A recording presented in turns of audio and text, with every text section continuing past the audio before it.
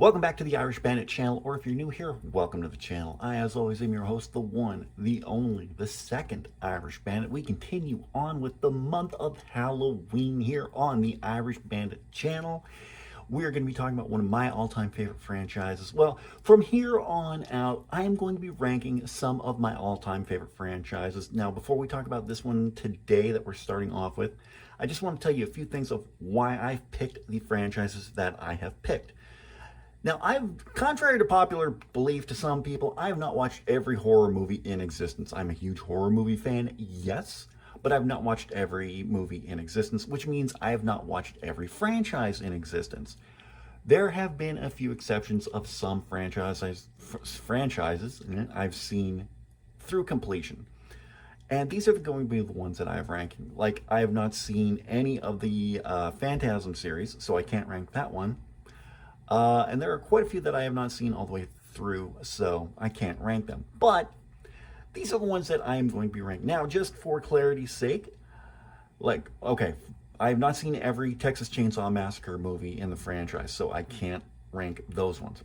But the ones I've picked are some of my all-time favorites, and I cannot wait to talk about these movies. And again, I was mentioning this before I thought about the Texas Chainsaw Massacre movies. There's one franchise that prior to compiling this list, I had not seen all the way through, which is surprising for me because I don't adore all the movies in the franchise. I do have some of my favorites, but on the whole, it's been kind of But now I've seen just about every movie in that franchise, and that is going to be the extreme last one because I had originally slated Nightmare on Elm Street. Let you in a little secret. I had originally slated Nightmare on Elm Street as being the final franchise in the series that I'm doing, but I just completed the Friday the 13th series finally after however many years. So that is going to be the last one that I'm going to do. I'm going to do that on October 30th and 31st. Let you in a little secret here. So get ready for that one. But let's get down to this one because let's talk about the upcoming month as it comes to my channel for these franchise rankings. So this is going to be the one and only one-parter because there are only 5 movies in the franchise. Seeing the title, you know what I'm talking about already, but I'll get into that in a second. Every other franchise, I should say, that I am covering this month have more than 10 movies in the franchise. So I'm going to be taking all of those, splitting them up into 2 parts, and then talking about like the bottom of the list on Tuesdays and then the top tier on Thursdays. So if we look ahead to next week, I'm talking about the Halloween franchise in conjunction with the release of Halloween Ends coming up next week.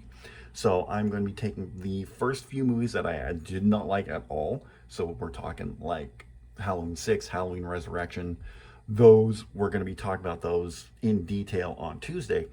And then we're going to be talking about the top tier, like Halloween, Halloween 2, Halloween 2018. We're going to be talking about those on Tuesday.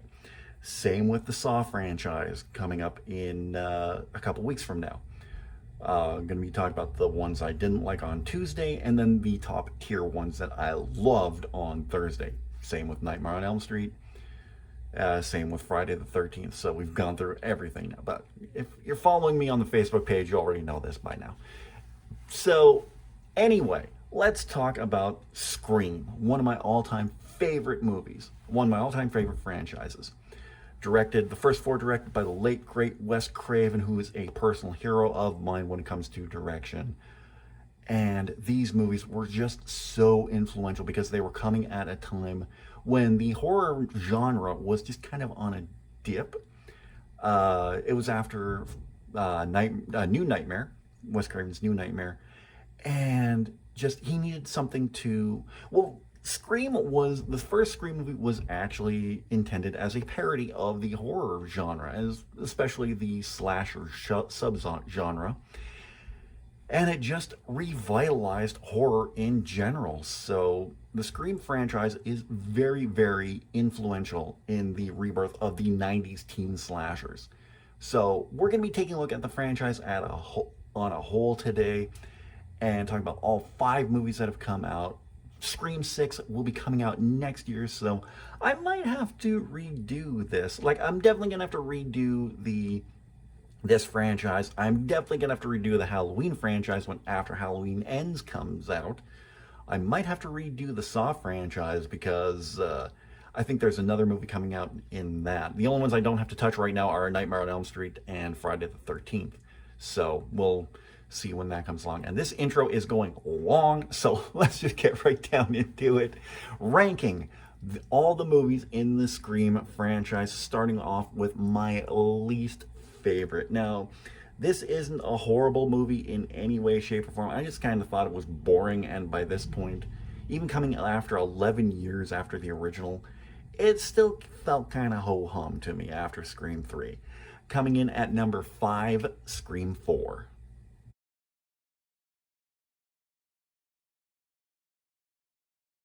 There was a lot of hype for Scream 4. I'm not going to deny that one. It was Wes Craven's return to the franchise after so many years. I think it was about 11 years afterwards that Scream 4 came out from Scream 1.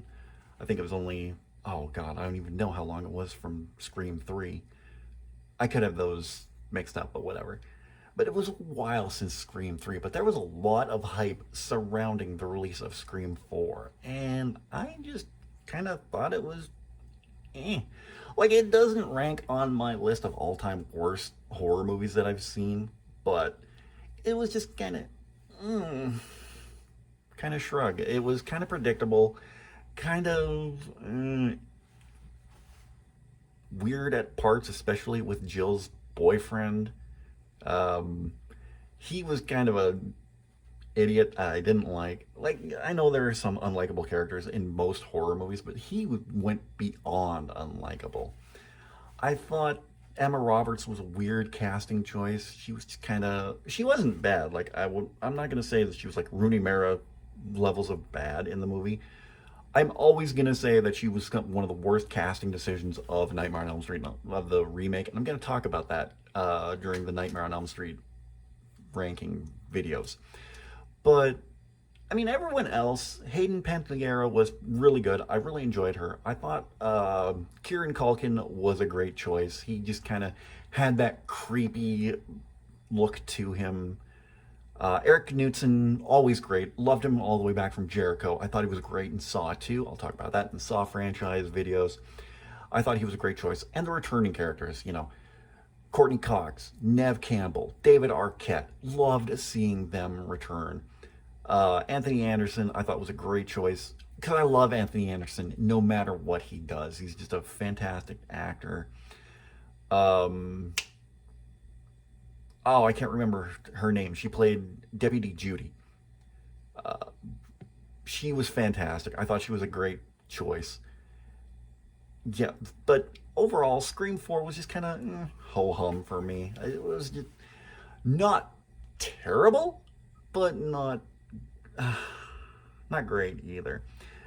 Kind of following in line with terrible, not terrible, but not great either, would be the return after another 11 years for Scream 2021. They didn't call it Scream 5, but I'm calling it Scream 2021.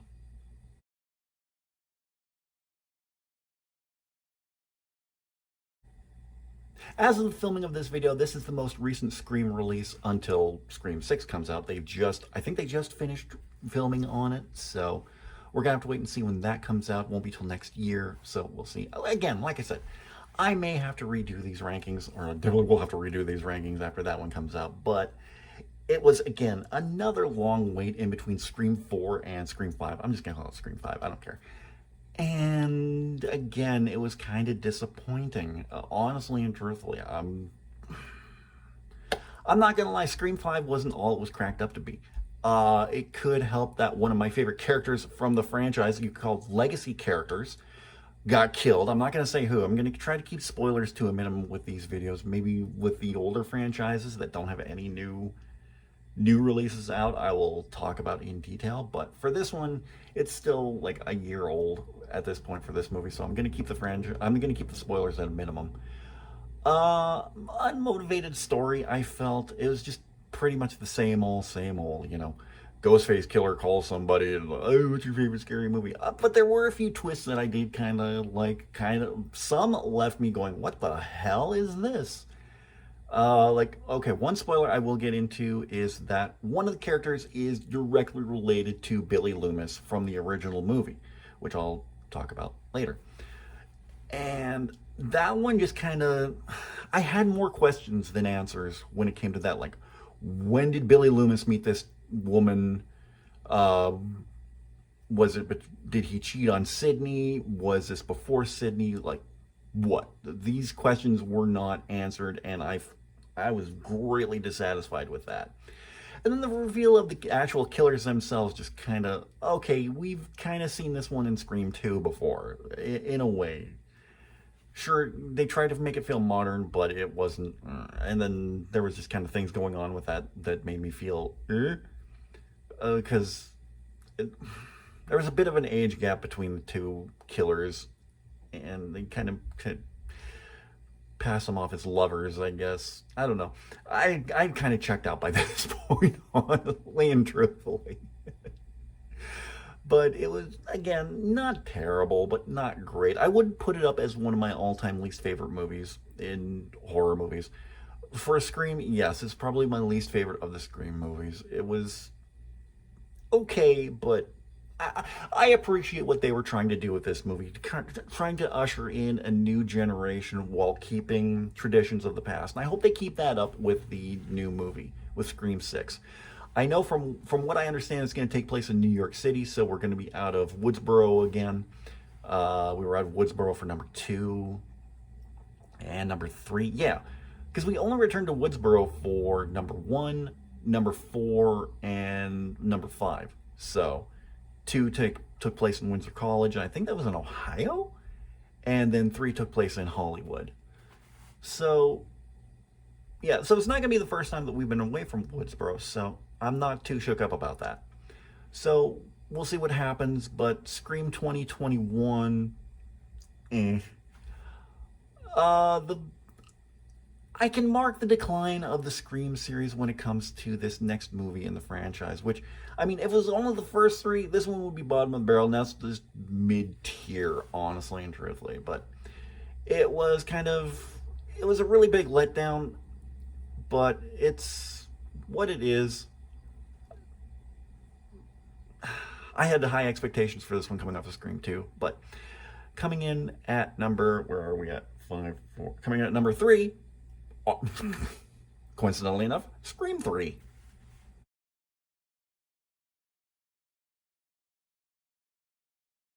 Much like Scream 4, there was a lot of hype going into Scream 3, and admittedly, there's a lot of hype for me because I loved Scream 2. We're going to talk about that in a second. So when Scream 3 came out, I was all ready for this. I couldn't wait to see what was going to happen, and it was a gigantic letdown. Honestly and truthfully, again, this is where I say that the trajectory of the Scream franchise just kind of took a dip. Again, not bad, but still not great. And again, if this was just the 3 original movies, this would be bottom of the barrel, but this is mid-tier, honestly and truthfully. Out of 5 movies, yeah. The story I felt was kind of lackluster, given it tried to go back to the original movie and tried to fill in the gaps, but I don't think it did a great job of it.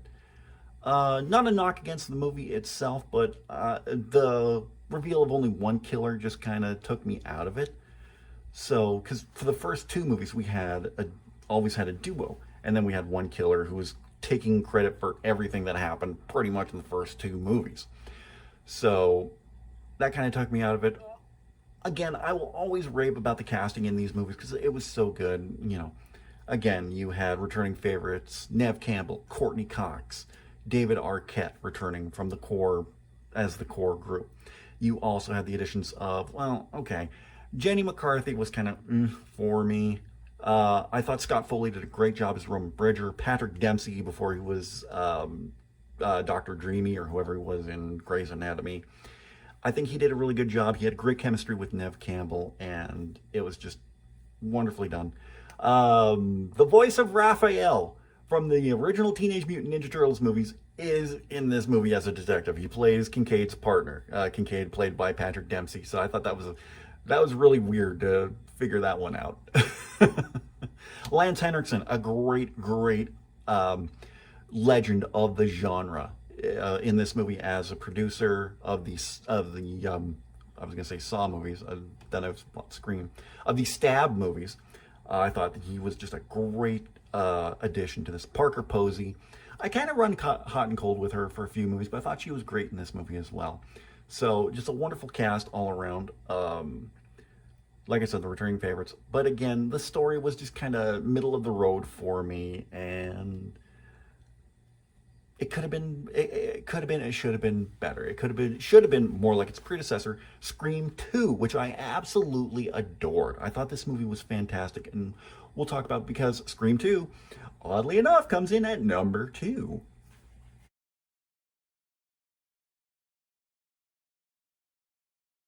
Now we're getting into the movies that I absolutely adore in this series, and I'm a completionist, so I hear there's a new Scream movie. Of course, I'm going to watch it because I loved the original two, and I want a movie to match the original two. So let's talk about Scream 2 and what I absolutely loved about it. Well, first and foremost, the story. I thought the story was fantastic with this. I thought the reveal of the killers was great. Again, the cast. You had such an amazing cast behind this one. Not only the returns of Nev Campbell, Courtney Cox, David Arquette. You had Timothy Olyphant, who I absolutely adore. I've loved him since this movie, and everything that he's been in, I've just loved. Scream 2, Girl Next Door, Justified, Santa Clarita Diet with Drew Barrymore. I I'm a big fan of Timothy Olyphant, and I will follow him, watch whatever he puts out. It is that great. In addition to that, Laurie Metcalf, who's just a uh, titan in in the industry of acting. You know, her role on Roseanne, any other movie she's done. You know, when I think of Laurie Metcalf, two roles that come to mind not only are Debbie Salt, but uh, Roseanne in her role in Roseanne and her voice role in Meet the Robinsons, because I absolutely love that movie. But oh yeah, and you had Jamie Kennedy in his final role in a Scream movie. Well, I guess Scream 3 would be his final role in a Scream movie, but we won't talk about that. So he was a returning favorite at this point before everything that happened in Scream 2, which is one of the saddest things that I've seen in a Scream movie. Jerry O'Connell, great actor, guy I've been a fan of ever since My Secret Identity, all the way back in the day. Yeah. And Stand By Me when he was just a wee pudgy kid, and now he's just a really handsome dude in this movie. So Sarah Michelle Gellar is in this movie as well. She was on a break from Buffy the Vampire Slayer at the time. That's another one I'm not going to get into. I Know What You Did Last Summer, because I only saw the first movie and I thought it was okay. I don't I don't think I've seen any other movie in the franchise.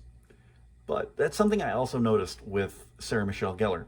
She played this tough, vulnerable, kick-ass vampire slayer on the show.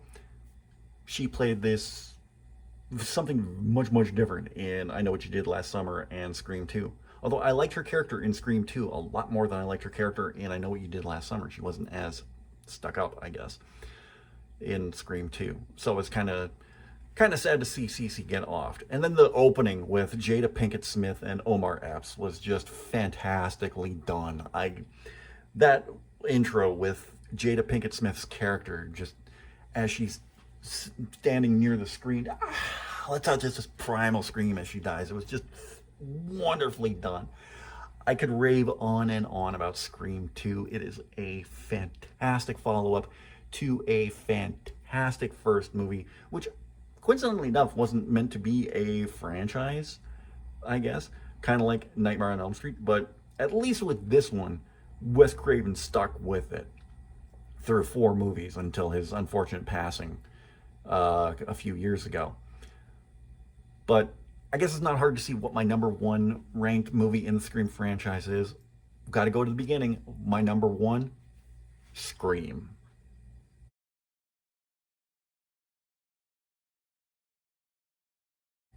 The first Scream was a breath of fresh air for the horror franchise. I'm just going to say that right now. You had a great story, more of a whodunit than a typical slasher movie, but it had slasher elements thrown in as well. You had a wonderful cast, including, we've talked about them before, Nev Campbell, Courtney Cox, David Arquette, but in this one you also had the originals, the OGs. You had Matthew Lillard, Skeet Ulrich, Rose McGowan, Jamie Kennedy, who else? Drew Barrymore. They give you the ultimate fake out when you think she is going to be the final girl, and then the opening happens and she's just brutally murdered. Uh, I would imagine if you're a Scream fan, you've already seen the first Scream movie, so I'm not giving anything away with that one. The reveal of the killers was so well done with Billy and Stu. Again, I'm going to give that one away because Scream is like 30 years old now, so, or 25. Just the reveal of that, and then the whodunit aspect with thinking, oh, maybe it was Sydney's father, oh, maybe it was this person, maybe it was Dewey the whole time. Although Dewey seemed like a little incompetent to be pulling off these great movies. Although, great kills. I will say, what they did in Scary Movie was frigging fantastic, making Doofy out to be like the Kaiser Soze, combining Scream and The Usual Suspects. That was well done. That was a great, funny movie. But Scream set the standard, and I don't think it was topped. Like, Scream 2 came close.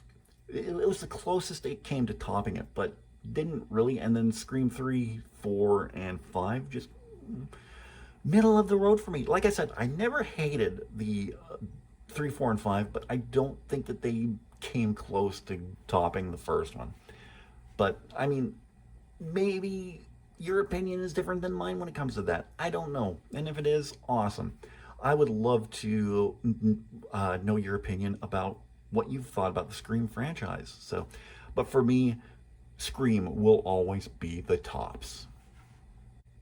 So that is my ranking of the Scream franchise until Scream 6 comes out next year.